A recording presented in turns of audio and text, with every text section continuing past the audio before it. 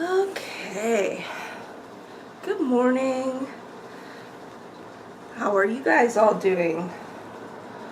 I'm doing okay. I know it's been a long time since I've seen you. So this is one of my works in progress. If you follow me on Instagram, you will see pictures like this in my grid and my Insta stories too. It's Cuphead, obviously, with my Lego Batman needle minder. Hand-dyed Ada. I ice-dyed it. If you want to see how I ice-dyed this very piece of fabric, then you can go ahead and look in my Flosstube tutorial playlist. But yeah, I did this to make it look like the stripes on an old TV, right? The way that the hold, the vertical hold, I think it was called, would go all wonky, and it would, you know, that CRT. I'm stitching this, it's, I think, 18 count Ada, and I'm stitching it with one strand over, you know, each graph box gets one strand of floss instead of two. I often use two in this case, but right here I've decided to use one because that'll give it kind of a slightly more faded look without it being unsaturated and stuff. Like, you can see the shading from the different reds in his shorts here and in his shoes. Character over here is going to be Mughead, which is kind of the Luigi to the Cuphead Mario, you know? So that's that, and it's coming along really well. I took a Bluprint class about, it's called Boho Embroidery, I think. Something like that. If you go on Bluprint, you'll find it. And this has been sitting here a while, so the stitches are kind of flat, but these are actually three-dimensional woven picots, and I have this really layered eyeball right here. It's a woven rose with detached chains coming out, and then a French knot for the eyeball, like the iris, pupil, whatever. Yeah, so the stitches are, oh, here's bullion knots on his chest. I'm going to be adding in this background filling. Can you see it? It's basically a tone-on-tone to kind of mimic this. There's a it's a tone-on-tone print that really reads like a solid, obviously. I fused this bird and the leaves that it's sitting on. You just fuse it down with the iron. It's really easy, and then do whatever you want. And so I've got fishbone stitching, I've got some ribbon embroidery here, I've got a variation on the chain stitch. It's like Hungarian chain, I think it's called. It's a really cool one. It really looks feathery. And for kind of the big feathers up here, I wanted something a little bit fuller. So, there's a cat here. So yeah, it's definitely fun. It's fun to do all these kind of knots and things. And woven stitches are a lot of fun. If you've got lots and lots of floss, then yeah, definitely go for the woven stitches because they gobble up your floss, which is good if you've got too much, you know, of one color laying around or something. I've also incorporated ribbon into this. I've got, like you can see, it's not actually attached in any way other than what has been stitched on top of it and is holding it down. I wanted something that kind of created like a line for the, like, you know, I don't like it when a subject is just floating in the middle. It bothers me. So I grabbed some spare ribbon. It's not the kind you should embroider with. This is silk ribbon that I embroidered with right here for his tail. That's actual silk ribbon. This is not. It's just synthetic stuff I got at Fabricland in a grab bag for, you know, $1. So, but for this purpose, it works really good because it's like gauzy, so you can see through it. That's why I used this. And then over here I just kind of wanted another semblance of a tree limb or something. So that's why I used an opaque, excuse me, an opaque but synthetic piece of ribbon. So I have yet to decide how I'm going to be filling in this leaf and this flower. I did turkey work right here in the middle, so it looks like a dandelion right now. But yeah, I've yet to finish this piece, obviously. I really enjoy it though, and I like the I used machine thread here on the black of the fabric. The fabric is actually black right here, and those little tiny lines that you see are machine embroidery thread. It's a sulky machine embroidery thread, which I love. I use that thread on my quilts all the time. Sulky thread is really nice. I'm glad that it's kind of gaining in popularity. It's even gaining popularity among cross stitchers too, which is nice. What else is going on? Oh yes, this is Stumpwork. I don't know if many people in the cross-stitching community know about Stumpwork, but these are wired slips. Mine are made with some scrap copper that I had laying around because I wanted to see how it was to do stump work. So you basically make a shape out of wire and then you couch it down with some thread and then buttonhole stitch it, which is what's happening right here. That copper wire is completely covered in green thread that is buttonhole stitched.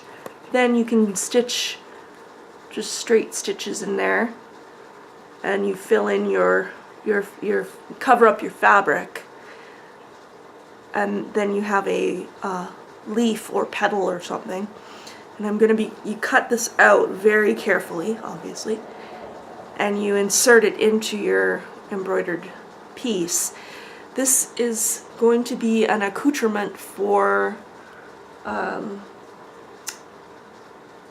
oh, it's for a brain. It's for that cross-stitch brain that I did. Go to my Instagram page, you'll see it there.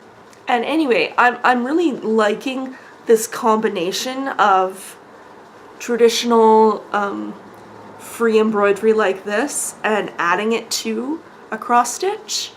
That just looks really visually appealing. It's just like any kind of mixed media, right? Like Universal Monster Stitch Along by Meg over at the Witchy Stitcher. She is a really fun designer. I've talked about her a lot, so yeah, I follow her on Instagram. I recommend that you do too if you like these kind of I don't know what to say. They're kind of more slightly edgier, I guess, for lack of a better expression, patterns. I've done a few. She did a really cool Edgar Allan Poe design, which I stitched on some hand-dyed orange Aida with black. And it says Nevermore, and I stitched, instead of a moon on his forehead, I stitched a black bird, reminiscent of the raven, right, to remind you of the poem. She's done a whole lot of really funny designs, like the Nintendo cartridge that says "Blow Me," things like that. You know, she does stuff like that, and she does these really fun kind of Halloween themed things. This is the top of the mansion. So what I'm doing, yeah, is I'm just kind of working my way down, and then there's a whole bunch of there's 9 squares that will be filled up over time with the different room designs. The first room design is out now, and it is Phantom of the Opera. So it's really cute. It's got like a little cross-stitched Lon Chaney with the little mask and like some, yeah, like scar on his face, it seems to me, and there's an organ. There's a lot of back stitching. Yeah, her designs, sometimes you'll run into a lot of back stitching, sometimes not at all, but a lot of times you will find back stitching. So if you really hate back stitching, then you probably won't get as much fun out of it, but I love it. I think it makes a huge difference. Just the way fractionals can make a huge difference in the intricacy and subtlety of a piece. Anyway, mixed media. My kind of added elements that are not obviously charted is I have some glow-in-the-dark seed beads that I got a long time ago from, I think, Beadaholic or Fire Mountain Gems, one of the two. I ordered them, I remember. See, on the chart, these ghost eyes that are not filled in right now, you'll see them, they are charted to be filled in with 310. But I thought there is a crap load of 310 in this whole entire piece. Like, she gives a stitch count. 310, where are you, 310? For the entire pattern, there's going to be 8,754 stitches of 310. That's a lot. That's a lot of 310. I have a spool of it because I knew that if I bought all of that in a skein, in skeins, I'd be buying skeins forever. So I bought a spool of it. But yeah, I thought there's already enough black in this piece, so I found some glow-in-the-dark beads that I will be beading onto this. And this topmost bat here has red eyes charted, but I'm going to use probably some red bicones, or for extra shine, or red beads, whichever I find first. It's a lot of fun. It's coming along. I'm using my Edgar Allan Poe needle minder that everybody loves. It's one of my favorites. I like that one too. And I guess the other things that I should talk about are my needle. I found these John James needles, and I should have saved the package, but I didn't think ahead. See, typically the needles I cross stitch with are these John James 24s. But do you see the difference in length? This longer one is kind of the typical length of this type of tapestry needle, right? It's about 1 inch-ish. And this one is the same size needle, but they call it it's a John James petite needle. And do you see how much shorter it is?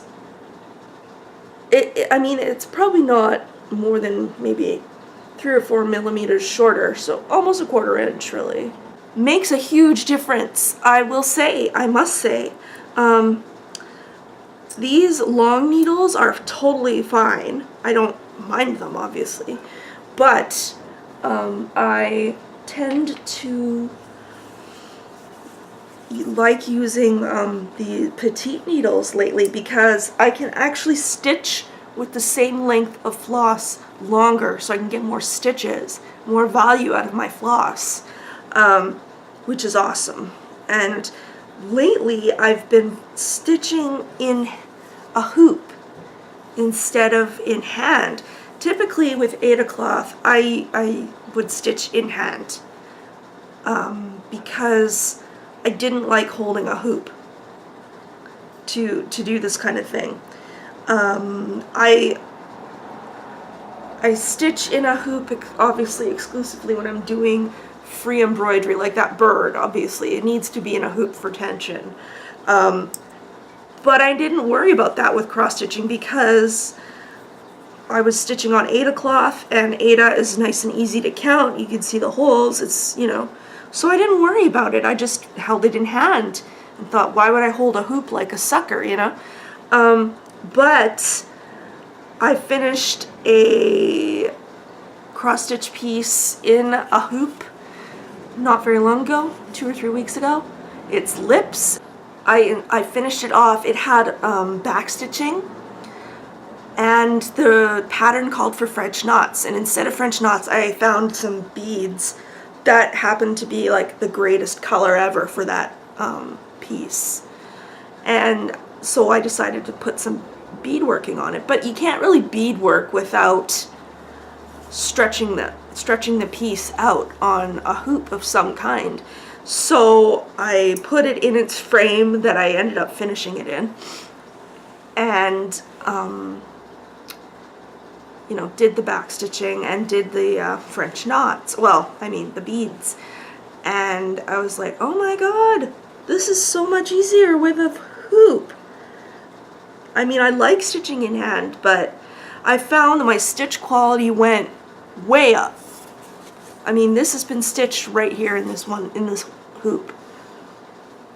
The quality of the stitches is so much more consistent and a lot nicer. I'm much happier with this. I've done a lot of stitching in hand, and I find the tension changes a lot across the piece. That really does make a difference. So I have a whole stack of these plastic hoops. They're really good. They are light, and these ones have a tongue and groove in them. So there's a tongue on the inner hoop and a groove on the outer hoop, so that it sticks in there really, really well, and your cloth barely moves at all, really. Ada is stiff and it doesn't want to move a whole lot anyway, so it's perfect for that. I find that I can hold it very comfortably in my non-stitch hand, and the reason I didn't ever use a hoop or Q-snap or anything before is because it was very hard on my hand. My left hand would just be toast at the end of the day, and it would really hurt. And I thought, this can't be good, because later in life, if I want to do any more stitching, I won't be able to, because my one hand will be trashed. If you are looking to try new needles, if you're new to stitching, or if you're not new to stitching, but you're, you like to keep up on things, John James Petites, I'm telling you. The eye is the same as their regular tapestry needles, but the shaft of the needle is short, like a lot shorter. It's like when you use, because John James is English, they're an English needle company. English needles tend to be a bit shorter anyway. I started using John James when I was beadworking exclusively, because when you bead weave or bead embroider, those long beading needles that you get conventionally at Michael's and places like that are really only designed for stringing. So if you're just stringing a long strand of beads, those are fine. But they're very, very flimsy, and I think they're made of aluminum or something like that, a very malleable metal. English needles are not. They're short, and the metal is different. It's stiff, so you won't bend your needle as easily. And the beading ones are sharps, so they have a nice point on them. They go through your fabric or your interfacing really nicely, and they don't bend and get all messed up. And the John James for embroidering, they make really nice embroidery needles. They make these really nice tapestry needles, so they're not terribly sharp. The eye is really good, but the shaft on these petites is really awesome. I like it because you can turn your needle around underneath and stab it right back up, so it's just as fast as the sewing method. I mean, that was another big part of why I used to stitch in hand, so that I could do the sewing method and just rock the needle through and pull, rather than stab, reach around, pull, stab up, pull, stab down, pull. Like, there was a lot of, this up, down, going on, and that drove me up the wall. So that's why I kind of took to doing it that other way. But, so anyway, that's what I've been up to. It's not all doom and gloom around here. So I think I'm going to sign off for now, and I will see you as soon as I am ready to see you again, which is, well, when you click on a video. So, bye guys, have a good one, and I will see you next time.